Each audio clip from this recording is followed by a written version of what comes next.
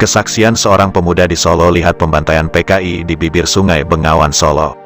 Cerita kesaksian pemuda di Solo yang melihat pembantaian di bibir Sungai Bengawan Solo yang dilakukan pendukung PKI ini dikutip dari artikel berjudul Penuturan Saksi Mata Pembantaian Korban PKI di Kedung Kopi Solo yang dimuat di situs berita detik.com. Pemuda yang mengaku menyaksikan pembantaian berdarah itu bernama Usman Amiroddin. Dia adalah saksi kekejaman PKI dan pembantaian di Kedung Kopi Pucang Sawit, Solo. Menurut artikel yang dimuat di detik.com, salah satu lokasi yang menjadi saksi bisu peristiwa berdarah itu pada tahun 1965 yakni di kawasan Kedung Kopi. Kawasan Kedung Kopi ini lokasinya ada di bibir Bengawan Solo di Kelurahan Pucang Sawit. Jebres. Menurut artikel yang dimuat detik.com, sedikitnya ada 23 korban yang dihabisi oleh pendukung PKI. Mereka yang jadi korban itu dibantai dengan keji tepatnya di malam tanggal 22 Oktober tahun 1965. Usman Amiroddin yang ketika itu masih muda, adalah saksi mata kekejaman PKI. Dia masih ingat betul bagaimana mencekamnya kota Solo pada bulan Oktober tahun 1965. Pasca meletusnya peristiwa gerakan 30 September di Jakarta ada awal Oktober tahun 1965. Usman dalam kesaksiannya saat diwawancarai detik.com mengatakan sejak adanya informasi mengenai pembunuhan para jenderal di Jakarta, keesokan harinya baru tahu kalau yang melakukan itu adalah PKI. Ketika itu, kata Usman, kota Solo yang merupakan basis PKI di Jawa Tengah situasinya begitu mencekam. Kata Usman, mencekamnya situasi di Solo sudah terasa sejak tanggal 1 sampai tanggal 22 Oktober tahun 1965. Sampai akhirnya puncak ketegangan terjadi pada hari Jumat tanggal 22 Oktober tahun 1965. Ketika itu, kata Usman, pada sore hari sejumlah pemuda melakukan aksi demonstrasi di pusat kota yakni di kawasan Nonongan. Selain aksi, pemuda juga membakar rumah dan toko-toko milik PKI ataupun yang pro PKI. Tidak lama setelah itu, kata Usman, datang oknum aparat yang meminta kelompok itu berkumpul ke Balai Kota Solo sembari menyampaikan bahwa permasalahan ini sudah selesai.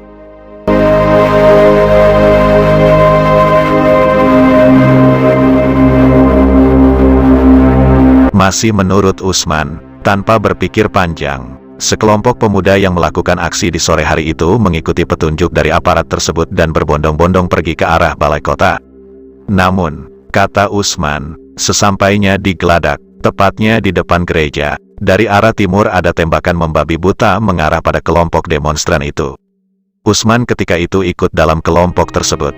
Terang saja, tembakan membabi buta ini membuat para peserta aksi lari kocar-kacir berusaha menyelamatkan diri.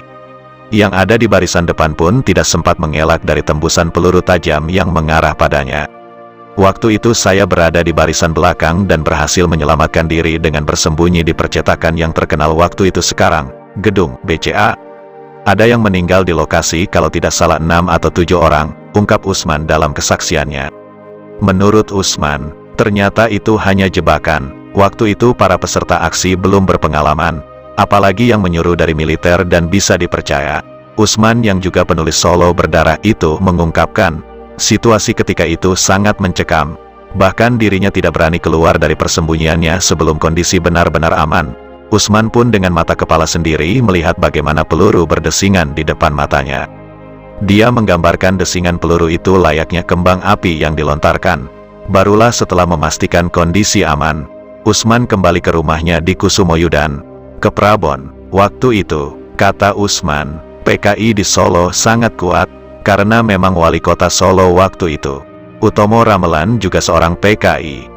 Di malam harinya korban yang tewas ditembak di Geladak dibawa ke Kedung Kopi. PKI juga melakukan penghadangan di timur Pasar Gede dan menangkap sejumlah orang dan dibawa juga ke Kedung Kopi, kata Usman. Masih menurut Usman, mereka yang tertangkap, disiksa dan dibunuh di Kedung Kopi. Kekejaman PKI terlihat ketika mengetahui kondisi para korban begitu memilukan karena mendapat berbagai penyiksaan.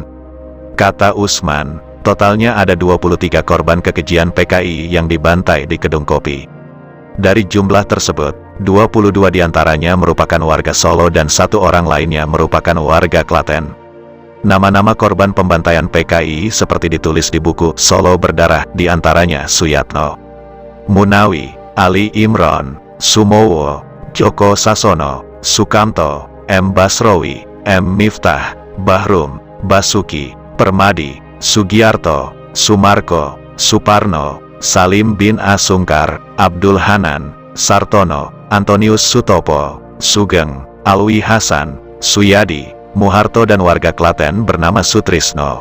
Menurut Usman, korban kekejaman PKI yang meninggal itu esok harinya dibawa ke rumah sakit yang sekarang bernama RSUD Dr. Muwardi, Solo. Jenazah selanjutnya diserahkan kepada keluarga untuk dilakukan pemakaman. Usai peristiwa itu, kami bergantian berkuasa dari nasionalis dan agamis. Kami ganti yang mencari keberadaan para PKI. Dan saya juga menunjukkan tetangga yang PKI, kata Usman.